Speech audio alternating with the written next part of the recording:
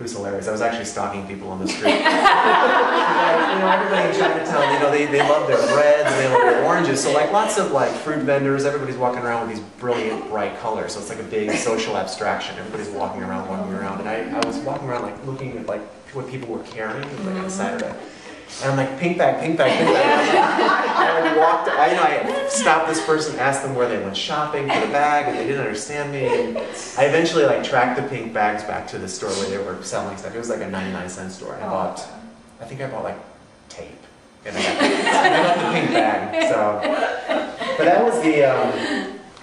was the gist of it. And I made this piece specifically for the show. This was a show we did at a gallery. Rosanna and I were both in the show. There were two other artists, Mick Johnson and Melanie Crater, and they were also a couple. So we were asked by the gallery to do a collaborative show with 4 artists. Okay, and what we decided to do as a group of artists was to each contribute an individual work. We would each collaborate on a work. So as a couple, Rosanna and I collaborated, and we showed this that Kiss photograph that you'd already seen. We made an edition out of it. And then we collaborated collectively on the installation and sort of organization of the show. So it was like 4 layers of collaboration. So my collaborative piece was I Love You. It was a sort of gesture of like, the expression of like great emotion between 2 people. So this is an example of one strategy. Here's another strategy. This is a piece called Pink Nightmare.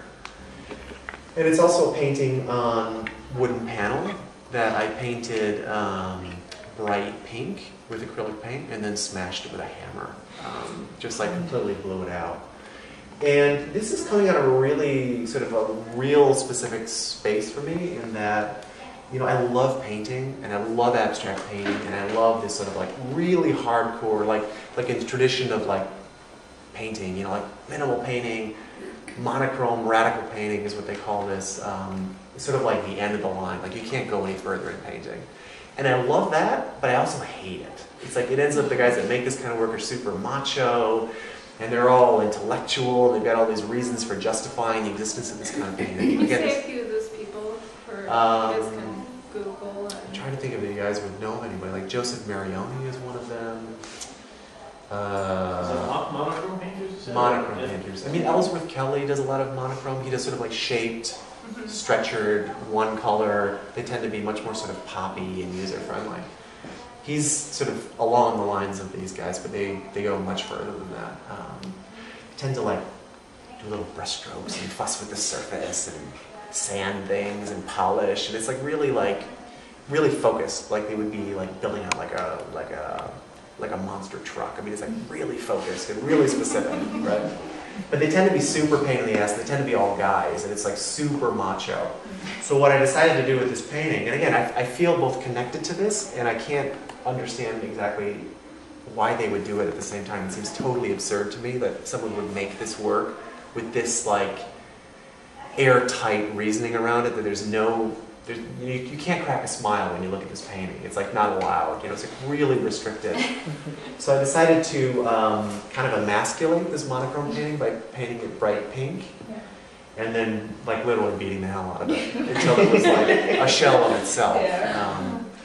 But this was, that was sort of one half of my reasoning on this, and the other half of my reasoning was that, I've been looking, we've all been seeing like, I don't know how many images of the war at this point in Iraq. And I was noticing, I'm always interested in this idea of sort of a social abstraction, like where abstraction occurs in a social environment, like that we all live in, like where is there abstraction? Like you're wearing a striped shirt, interesting to me. You have those cool shoes that have got pink, brown, like why is that? Like what's going on there that attracted you to those shoes? It's interesting. And I had seen some photos, and I don't have them with me, otherwise I would show them, but the entire Iraq war has been subcontracted out to private companies. And I had been seeing images of, after suicide bombers blew themselves up, like this incredible, explosive event. I mean, this is a performance that I've ever seen. I mean, this is like an ultimate performance, this sort of issue of martyrdom, like killing yourself and everything around you, okay? And I've been seeing sort of like photographs, like you never see a photograph of a suicide bombing, you always see the aftermath of a suicide bombing. So everything is just like black and completely scorched. And I had seen recently, a couple of years into the war, that out of respect that the Red Crescent would come and they would put sort of fabrics over the bodies and body parts. So they would just like cover them. And the fabrics were always, like these sheets, were always baby pink or baby blue. And they were always these colors. And some military contractor in some association with some hospital somewhere has been supplying these things. So you'd see this like utterly just devastated market. And there's all these pink rectangles everywhere. And it struck me as being, oh my God, this is insane. So this is part that. So it's part, a dialogue with sort of Iraq war and aftermath, and part a discussion with abstract painting, You guys have questions? Yeah, are there any questions about this?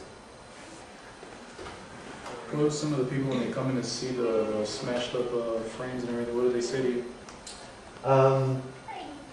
They actually responded, hey Michael, hey guys. They actually responded really kind of strongly to it, I think. Before you explain it to them that it's something about the Iraq war? They saw it as being of the tradition of painting. Okay. Yeah, first and Is there an foremost. indication in the title, though, about any kind of... I'm trying to read the title. No. It's just called Pink Nightmare. Okay, right, Pink Nightmare, you said the title. Yeah, so an abstract painting with an abstract idea. This is a similar piece, and this is actually an edition piece. And this is exactly what you think it is. It's a black garbage bag. And it's a 30-gallon garbage bag that you'd buy at a grocery store. And the edition, again, paintings are traditionally done in editions of one. They tend to be unique objects. They're one of a kind. The painter's touch finishes the work. And again, I was thinking of this idea of like, wouldn't it be interesting to make an edition of a painting? So where the painting is no longer made or broken by a certain gesture, right? But available. And not only available, but off the shelf. Like, I didn't even make it. I just chose this. So it's a painting that's in an edition of 20, and it's a piece called Overlord, American Dream. And this was really a piece, so this is actually just a 30-gallon plastic garbage bag. It's a black plastic monochrome that I turned upside down with a little yellow tab and pinned to the wall, and that was the piece that I had shown. And again, it has this fantastic sort of grid pattern in it. It's jet black. It's got all the sort of formal qualities that I would think about as a painter, but readily available. And this was a really clear reference to a lot of different things to me. I mean, seeing tons and tons and tons of images of soldiers being carried away in black body bags is exactly where this came from. So it's a sort of idea of consumption, American consumption, like we are like a consumer country. We are involved in a war in Iraq that is based on resources. And we have people dying who are being put into these plastic bags as a result. I mean, we are a consumer culture. I mean, it's like spend, spend, spend, throw out as soon as it's 1 year old. And this is a great reference to that. It's like literally the throwing away. I mean, this is stuff that you buy to throw out, right? So this is that reference. Yeah. Oh yeah. So you're pinning it to the wall, okay. And then when you're mounting the pink plastic bags, you're stretching it over a board or Exactly. a canvas. Yeah, those And were stretched taping over a it small panel. They the were like back? stapled like you staple a canvas Okay. stretcher. Yeah. All right. And like how long? When you start using plastic, how long do you think that would last, like archivally? You know what I mean? It's a good question, but it's not a concern of mine, Yeah. actually. It's a really good question. And, I actually had a conversation with an artist who really is well known for using plastic bags and plastics that are found. She's a Brazilian artist. And she called me after she saw this work and said, I have all these ideas of how you can preserve it and